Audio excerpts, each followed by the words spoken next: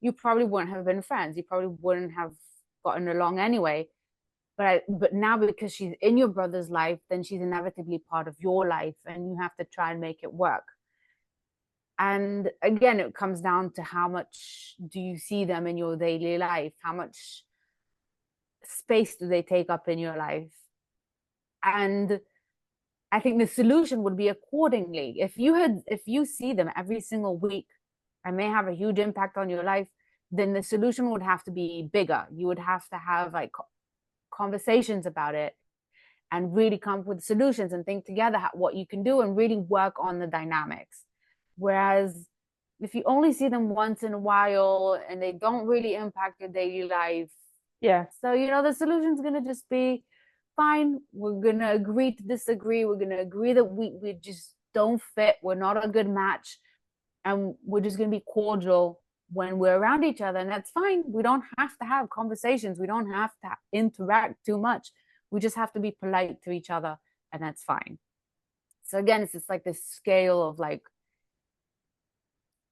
how much do they impact your life is gonna directly determine how much the solution has to be more in depth with more energy and more complex conversations or whatever it is. And again, it is what it is.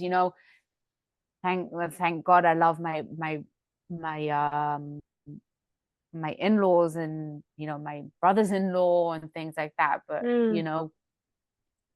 would I would I have gotten along with them otherwise? Who knows? But it is what it is. So you learn how to have like a certain dynamic with them. But yeah, I agree. And so my sister-in-law, I mean, definitely not. And I think she would agree with that. But people grow and people, and I'm saying this, and maybe in a couple of months I will start complaining about her again. You never know. Yeah. But I don't think so. There's like, there has been a bit of a shift and a bit of a change. So, like, we'll see. Like, if it sticks, like, I'll talk about how it changed Yeah. and what changed. I don't want to jinx it. Um, Yeah. But it also really depends on what is causing the tension. Because if it's because she's just like an oblivious person who has to have everything her way and she's not willing to listen, then it's going to be much harder to get along with yeah, her. yeah. But if it's just, just a, a dynamics issue where you just don't get along because your personalities clash, then you learn how to get along with it and you just learn how to live with each other because you're both mature adults. You both understand that you won't get along and it's okay. Or you try Yeah. to get along just like on different, you just try to find what you do have in common. Yeah, and I think what you just said, like, it's okay to not get along with everyone. Yeah. It's You can't get along with everyone. yeah. It's not possible, especially when it's someone else bringing this person into your life. But I mean, it's not even a matter of, I think a lot of people accept that it's okay to not get along with everyone, but I think that means that, you either get along or not get along with everyone, and that, you either Mm-hmm. like or dislike someone. And I think we ignore and avoid that middle area of just, I don't dislike this person, but it's not someone that I would particularly have in my life. And it's okay to have people in that gray area. Do you see what I mean? Yeah. Mm-hmm. And that, Yeah.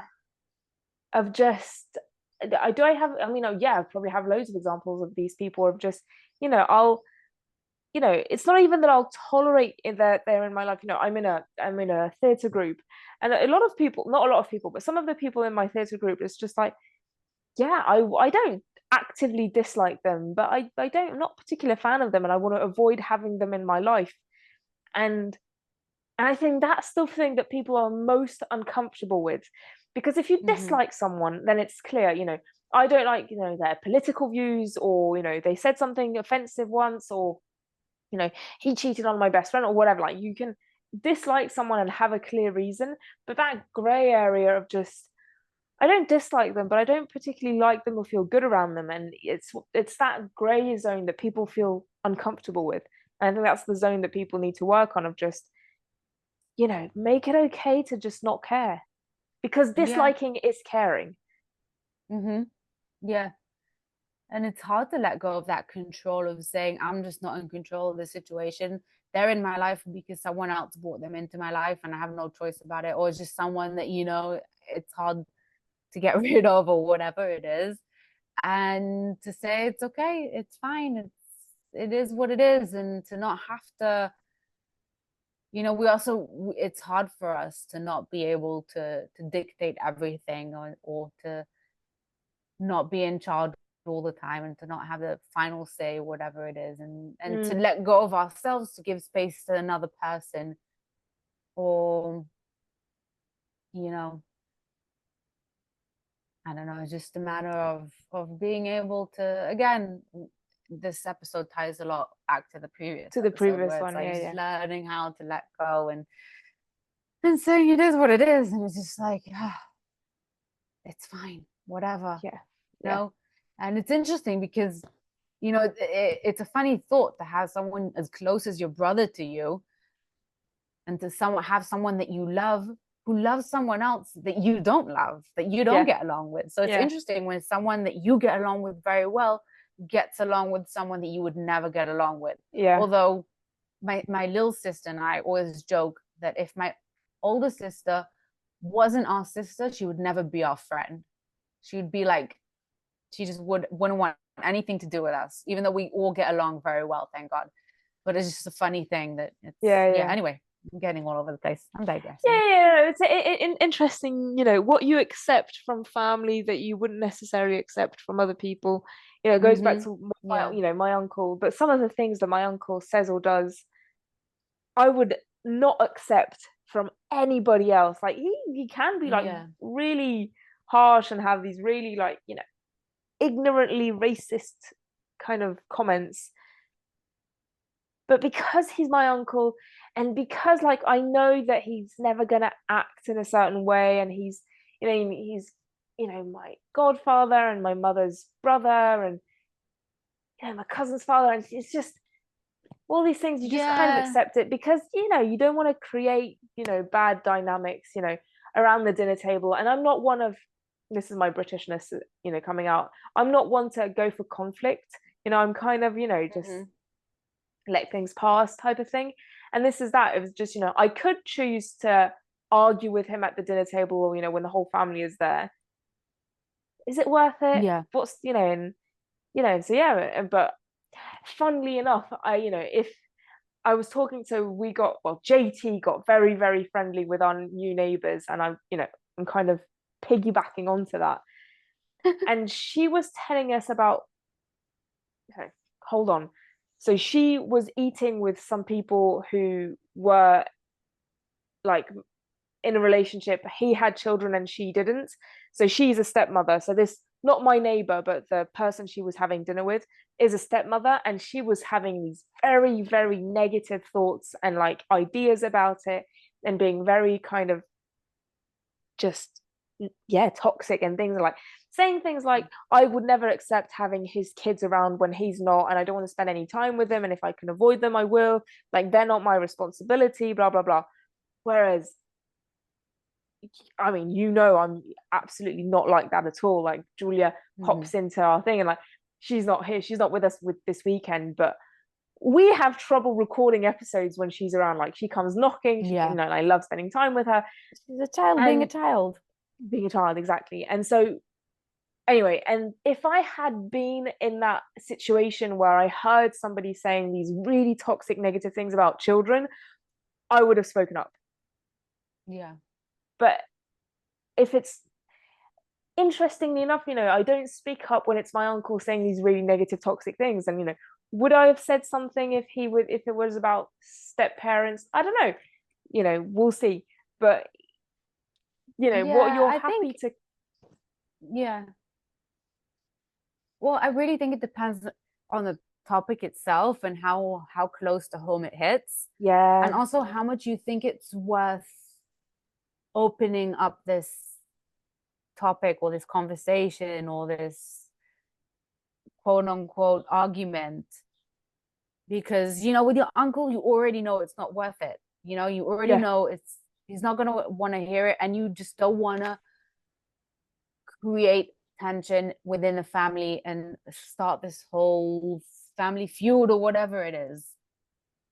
But with another person, maybe you feel more comfortable, maybe they're more open-minded, maybe you really want to help them. It really depends on the situation and how much it's worth opening it up, especially if it's someone that you have a regular encounter or interaction with, and they have more impact on your daily life, or it's, yeah, I mean, sometimes God, I see like different comments online about, the situation right now in the world or over here, or about being single and the different content that I upload. And I'm like, is it really worth my while getting into an argument with them right now? Because usually these are people who are just keyboard warriors who don't really understand the situation, who completely miss the point of what I'm talking about. And there's just really no point in going into that corner with them because they're not going to be willing to hear it. They're not going to be willing to listen.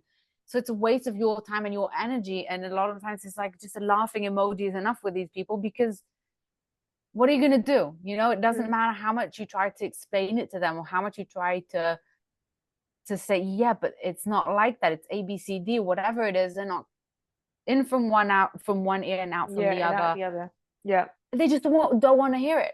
They just don't want to hear it. And again, it goes back to that people who are dead set on their ways, who think they're right, who want to be agreed with, who just want to voice their angry opinion, and that's it. And not, hear what people have to say in return, because they don't want to face the fact that they may be wrong and they may not know everything. And they may have missed the point. It's very hard to say, oh, shoot, I'm sorry, I didn't know that. I didn't see that. I didn't understand this. It's very hard for us to say, I was wrong, or I misunderstood. Yeah. Or to say that another person is right, That is worse. Anyway, that is worse. Yeah, it's very hard. That is worse, weirdly enough. So yeah, again, tell us about your family dynamics.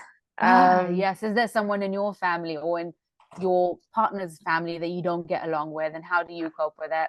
Have you got that family member that you kind of dislike and are ashamed of? Yeah.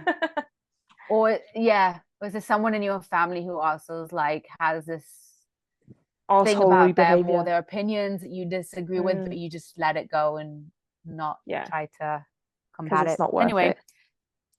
Don't forget to follow and like and subscribe everywhere. We need you in the house. We do. And and come on live. Yeah. Yes. Bye, everyone. Bye-bye.